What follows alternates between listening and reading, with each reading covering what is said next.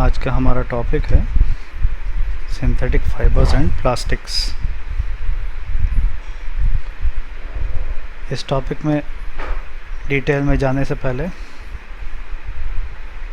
देख लेते हैं कि आज हम लोग कौन कौन से पॉइंट्स कवर करेंगे। तो फर्स्ट ऑफ ऑल देखते हैं what are fibres, next classification of fibres, third will be synthetic fibres. उसके बाद फाइबर्स के क्लासिफिकेशन के अंदर हम लोग डिटेल्स में देखेंगे कि नेचुरल फाइबर्स क्या होते हैं, आर्टिफिशियल क्या होते हैं, नेचुरल फाइबर्स के क्या सोर्सेस हैं, आर्टिफिशियल के क्या सोर्सेस हैं, कैसे बनाए जाते हैं। फिर सिंथेटिक फाइबर्स जो होते हैं उनका केमिकल स्ट्रक्चर क्या होता है और अलग अलग तरह के सिंथेटिक फाइबर्स जो बनते हैं और उससे जो चीज़ें बनती हैं उनके बारे में थोड़ा सा स्टडी करेंगे।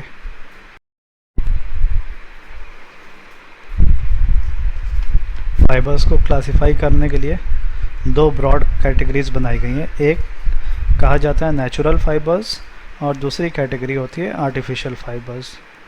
नेचुरल वर्ड से ही बात समझ में आ रही है कि जो फाइबर्स हमको नेचर में पहले से बने बनाए मिल जाते हैं उनको नेचुरल फाइबर्स कहते हैं। उसको हम लोग को बहुत ज़्यादा प्रोसेसिंग वगैरह करने की ज़रूरत नहीं रहती, वो फाइबर के फॉर्म में पहले से हमको नेचर के अंदर मौजूद मिलते हैं। जैसे एग्जांपल ले लीजिए कि जूट है, सिल्क है, ये सब जो है नेचुरली अकरिंग फाइबर्स हैं, ये नेचर ने हमको प्रोवाइड किया है। अब इनके अंदर भी फर्दर क्लासिफिकेशन अगर कोई करना चाहे तो कर सकता है कि नेचुरल फाइबर्स में भी किस सोर्स का फाइबर है। अगर एनिमल्स से मिलता है तो वो एनिमल फाइबर है, प्लांट से मिलता है तो प्लांट फाइबर है, और मिनरल से मिलता है तो मिनरल फाइबर है। एनिमल फाइबर का एग्जांपल मैं आपको दे चुका हूँ, वुल होता है, सिल्क होता है, फर होता है। ये सब के जो फाइबर्स आते हैं वो एनिमल फाइबर की कैटेगरी में क्लासीफाई किए जाते हैं। उसके बाद प्लांट सोर्सेज यानी बहुत सारे पौधों से कुछ ऐसी चीज़ें पैदा होती हैं जिनमें से हम लोग को फाइबर मिल जाता है। तो कॉटन प्लांट सबसे ज़्यादा कॉमन है। उसमें जो कॉटन के फूल होते हैं उस पर जब मैच्योर हो जाते हैं और उसके बर्ड्स बस्ट करते हैं तो अंदर से उसके पॉड्स निकलते हैं। पॉड्स में से जो रेशे निकलते हैं उसको फाइबर के तौर पे इस्तेमाल किया जाता है, वो कॉटन फाइबर्स हो गए। इसी तरह से फ्लैक्स का प्लांट होता है, फ्लैक्स के प्लांट के अंदर से जूट के फाइबर्स निकलते हैं। उसके बाद तीसरा जो सोर्स होता है वो मिनरल सोर्स होता है, मतलब ज़मीन के अंदर से कुछ ऐसी चीज़ें निकलती हैं जिससे हमको फाइबर्स मिल जाता है। तो ये एक कॉमन सी चीज़ है एस्बेस्टॉस, इसके फाइबर्स मिलते हैं। एस्बेस्टॉस के फाइबर्स का सबसे अच्छा एग्जांपल जो कॉर्यूगेटेड शीट्स होती हैं सीमेंट की, जिसको आम हिंदी ज़बान में करकट बोला जाता है, छत वगैरह के ऊपर या कुछ छप्पर वगैरह डालने के लिए इस्तेमाल किया जाता है। तो वो सीमेंट की शीट्स भी एस्बेस्टॉस से बनती है। वो एस्बेस्टॉस एक तरह का फाइबर है। उसके बाद हम सेकंड कैटेगरी की तरफ आते हैं, आर्टिफिशियल फाइबर्स। आर्टिफिशियल फाइबर वो होता है जो हमको नेचर में एज इट इज़ नहीं मिलता है, बल्कि उसको थोड़ा सा कुछ केमिकल प्रोसेस करना पड़ता है तो जाके वो तैयार होता है। तो आर्टिफिशियल फाइबर्स चाहे आप बोलें या मैन मेड फाइबर्स बोलें या सिंथेटिक फाइबर्स बोलें, तीनों एक ही चीज़ है, एक ही चीज़ के अलग अलग नाम है, क्योंकि वो आर्टिफिशियली बनाए जाते हैं, नेचुरली अकर नहीं होते हैं। अब उनको भी दो कैटेगरीज में क्लासिफाई कर दिया जाता है। जैसे एक तो वो है जो जिसका रॉ मटेरियल हमको फाइबर के शक्ल में नेचर के अंदर अवेलेबल मिलता है, लेकिन उस रॉ मटेरियल को हम केमिकल प्रोसेस के थ्रू कुछ और नई चीज़ बनाते हैं। तो उसके अंदर आता है एक एग्जांपल रेयॉन का। रेयॉन का ये तरीका है कि रेयॉन के अंदर कॉटन के ही फाइबर्स यानी सेल्यूलोज के ही फाइबर्स को, जो नेचुरली अकरिंग फाइबर्स हैं, उनको केमिकली प्रोसेस किया जाता है। फिर उसमें से जो फाइबर्स बनते हैं उनको रेयॉन के फाइबर्स बोले जाते हैं।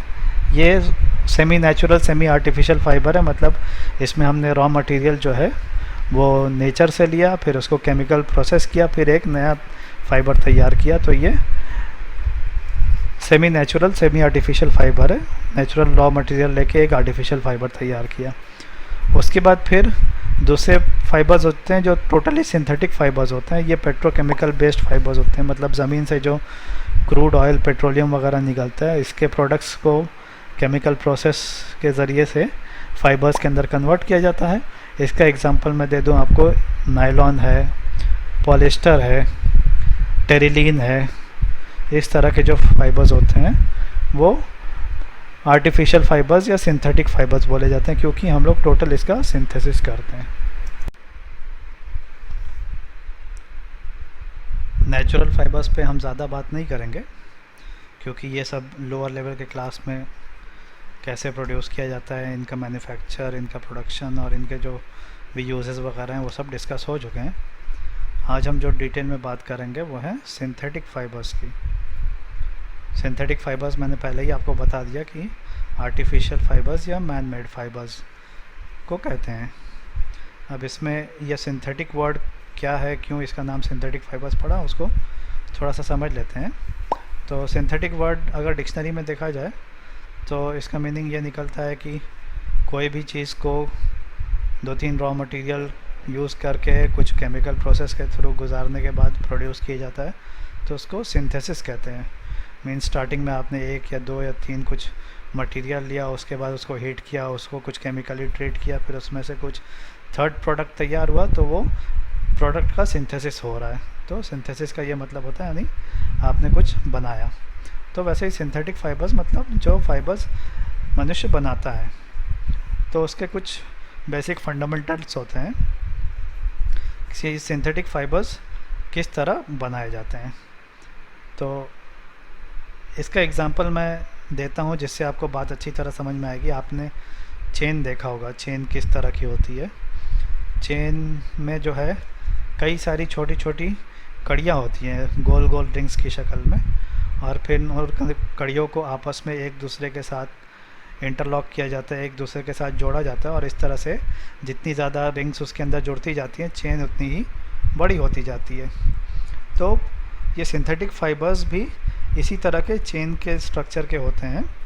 इनके कुछ स्पेशल टर्मिनोलॉजी है, उसको हम चेन के ही एग्जांपल से समझने की कोशिश करेंगे। चेन के अंदर जो एक एक रिंग होती है, वैसे ही सिंथेटिक फाइबर्स के अंदर एक एक बेसिक यूनिट होता है, उसको हम लोग मोनोमर कहते हैं। और एक मोनोमर जब दूसरे मोनोमर तीसरे मोनोमर के साथ जॉइंट होता है तो चेन लंबी होती जाती है, और ये लंबी चेन को हम लोग पॉलीमर कहते हैं। तो ये सिंथेटिक फाइबर्स का एकदम बेसिक बिल्डिंग ब्लॉक हो गया, मोनोमर और पॉलीमर। मोनोमर से स्टार्ट होता है, और मोनोमर जब एक दूसरे से जॉइंट होकर चेन का स्ट्रक्चर बनाते हैं तो वो पॉलीमर बन जाता है। तो इस तरह से सिंथेटिक फाइबर्स तैयार होता है। इस वीडियो में देखने की कोशिश करेंगे कि पॉलीमराइजेशन का प्रोसेस मॉलिक्यूलर लेवल पे कैसे काम करता है। तो ये देखिए, ये इथिलीन का मॉलिक्यूल का स्ट्रक्चर दिखाया जा रहा है। 2 कार्बन एटम्स हैं और 4 हाइड्रोजन एटम्स हैं, बीच में एक डबल बॉन्ड है। ये इथिलीन का स्ट्रक्चर है जो मोनोमर की जगह काम करता है। अब ये एक ऑर्गेनिक पेरोक्साइड आया और उसने प्रोसेस को स्टार्ट किया। ये ऑर्गेनिक पेरोक्साइड जाके इथिलीन के मॉलिक्यूल के साथ जुड़ जाएगा, और नतीजे के तौर पे जो स्ट्रक्चर तैयार होगा वो आप यहाँ पे देख सकते हैं। ये देखिए, ये ऑर्गेनिक पेरोक्साइड का मॉलिक्यूल ने इस प्रोसेस को स्टार्ट किया है, और वो जाके इथिलीन के मॉलिक्यूल में अटैच हो जाता है, जिसकी वजह से सेकंड कार्बन एटम के पास एक फ्री कार्बन एटम आके जुड़ता है। इसी तरह से ये प्रोसेस आगे बढ़ता रहता है, और इसमें एडिशनल मोनोमर्स जो इथिलीन के हैं वो आके जॉइंट होते जाते हैं, और ये चेन लंबी होती जाती है।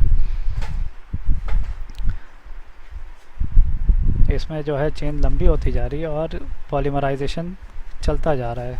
जितनी ज़्यादा पॉलीमराइजेशन होगा उतना ज़्यादा चेन लंबी होगी। अब ये टर्मिनेशन कैसे होता है, 2 एंड टू एंड पॉलीमर्स आके आपस में जॉइंट हो जाते हैं, और ये चेन जो है कंप्लीट हो जाती है। इस तरह से ये पॉलीमराइजेशन का पूरा प्रोसेस होता है। यहाँ पे हमने इथिलीन का मोनोमर लिया था, और ये जो रिजल्टिंग प्रोडक्ट तैयार हो रहा है ये पॉली इथिलीन या पॉलीथीन तैयार हो रहा है। सिंथेटिक फाइबर्स भी कई तरह के होते हैं, तो वो किस तरह से एक दूसरे से फ़र्क करता है। अब जैसे मान लीजिए कि कोई गोल्ड की चेन है, कोई सिल्वर की चेन है, कोई और दूसरे किसी मेटल की चेन है, जैसे फॉर एग्जांपल आयरन की चेन है। सबका अलग अलग प्रॉपर्टीज़ होती हैं, सबका अलग अलग यूज़ होता है, लेकिन फ़र्क क्या रहता है कि आपने चेन बनाने के लिए जो बेसिक कड़ी यूज़ किया। अगर गोल्ड की चेन बनाना है तो आपको गोल्ड की रिंग्स यूज़ करना पड़ेगा। बिल्डिंग ब्लॉक जो रहेगा गोल्ड की कड़ी रहेगी। उसके बाद अगर आपको सिल्वर या आयरन की चेन बनाना है तो आप सिल्वर और आयरन की छोटी छोटी चूड़ियाँ लेके बनाना शुरू करेंगे। तो इनिशियल आप क्या ले रहे हैं उसी के हिसाब से आपको फाइनल प्रोडक्ट मिलेगा। तो उसी तरह से सिंथेटिक फाइबर्स में भी आप मोनोमर किस तरह का ले रहे हैं और कैसा उसको जॉइंट कर रहे हैं और उससे क्या पॉलीमर तैयार हो रहा है, उसके हिसाब से सिंथेटिक फाइबर्स अलग अलग होते हैं। फॉर एग्जांपल मैं दे दूं, आगे डिटेल में समझाऊंगा कि अगर आपने इथिलीन मोनोमर लिया है, एक इथिलीन को दूसरे इथिलीन के साथ तीसरे इथिलीन के साथ जॉइंट करते करते करते करते इथिलीन की लंबी सी चेन बना रहे हैं, तो वो पॉलीमर जो तैयार होता है वो पॉलीथीन का तैयार हो जाता है। इससे पहले मैंने इस वीडियो के अंदर आपको पहले ही बता दिया है कि जैसे आप बेस चेंज करते जाएंगे पॉलीमर का, वैसे ही जो रिजल्टिंग प्रोडक्ट है पॉलीमर वो भी अलग अलग तैयार होंगे। तो हमने देखा था कि इथिलीन से स्टार्ट किया, इथिलीन का मोनोमर लिया, तो उससे जो रिजल्टिंग पॉलीमर तैयार होता है वो पॉली इथिलीन, पॉली मतलब मैनी, इथिलीन मतलब एक ऐसी चेन जिसके अंदर many units of ethylene are joint together, polyethylene. इसको हम आम भाषा में पॉलीथीन कहते हैं। और पॉलीथीन के बैग्स हमारे घरों में एक कॉमन चीज़ है और आज बहुत बड़ी मुसीबत बनती जा रही है हमारे सोसाइटी के लिए, जो प्लास्टिक बैग्स की शक्ल में सब्ज़ी लाने के लिए और दूसरे सामान लाने के लिए बहुत जनरली इस्तेमाल होता है। तो ये इसका मोनोमर जो स्टार्टिंग में रहता है इथिलीन रहता है। इथिलीन का स्ट्रक्चर क्या है वो आप देख सकते हैं और इससे जो रिजल्टिंग पॉलीमर पॉलीथीन है वो भी आप देख सकते हैं। उसके बाद दूसरा एग्जांपल मैं दूंगा विनाइल क्लोराइड। विनाइल क्लोराइड भी एक केमिकल कंपाउंड है। इसका मोनोमर यूज़ करके जब कई सारे मोनोमर जॉइन करके पॉलीमर तैयार होता है तो पॉलीमर बोला जाता है पॉलीविनाइल क्लोराइड, या शॉर्ट में पीवीसी। पॉलीविनाइल क्लोराइड तो नाम नया लग रहा होगा, लेकिन पीवीसी एक कॉमन नाम है। पीवीसी पाइप्स अक्सर यूज़ होते हैं प्लम्बिंग के अंदर घरों में। इसकी भी फ़ोटो आप देख सकते हो कि पीवीसी पाइप्स कैसा होता है। विनाइल क्लोराइड का स्ट्रक्चर दिखा रहा हूँ, देख लीजिए। और पॉलीविनाइल क्लोराइड का जो पॉलीमर है उसका भी स्ट्रक्चर साथ में दिया हुआ है। इसी तरह से एक और केमिकल कंपाउंड है स्टायरीन। स्टायरीन से जो पॉलीमर तैयार होता है वो पॉलीस्टायरीन होता है। ये एक तरह का फोम होता है जिसको हम लोग आम भाषा में थर्मोकोल बोलते हैं। थर्मोकोल के नाम से हमारे यहाँ जाना जाता है, लेकिन इसका बेसिक स्ट्रक्चर जो है पॉलीस्टीरीन है। और पॉलीस्टीरीन के लिए जो मोनोमर यूज़ होता है वो स्टायरीन का केमिकल कंपाउंड होता है। थर्मोकोल हम लोग आमतौर से स्कूल के साइंस प्रोजेक्ट्स वगैरह में या इस तरह के कुछ और चीज़ें बनाना रहता है तो उसका यूज़ करते हैं। उसके बाद एक लास्ट और एग्जांपल दे देता हूँ। एक केमिकल कंपाउंड है विनाइल एसीटेट। विनाइल एसीटेट का मोनोमर यूज़ करके जो पॉलीमर तैयार होता है वो पॉलीविनाइल एसीटेट होता है। ये हमारे यहाँ घरों के अंदर या क्राफ्ट्स के अंदर बहुत ज़्यादा यूज़ किया जाता है। कोई भी चीज़ चिपकाने के लिए, पेपर को पेपर पे चिपकाना है या लकड़ी को लकड़ी पे चिपकाना है तो ये पॉलीविनाइल एसीटेट का पॉलीमर यूज़ किया जाता है। आप लोग सोच रहे होंगे कि कहाँ यूज़ करते हैं, तो मैं बता देता हूँ कि ये फेविकोल के नाम से जो प्रोडक्ट आता है इसके अंदर वही चीज़ आपको मिलेगी।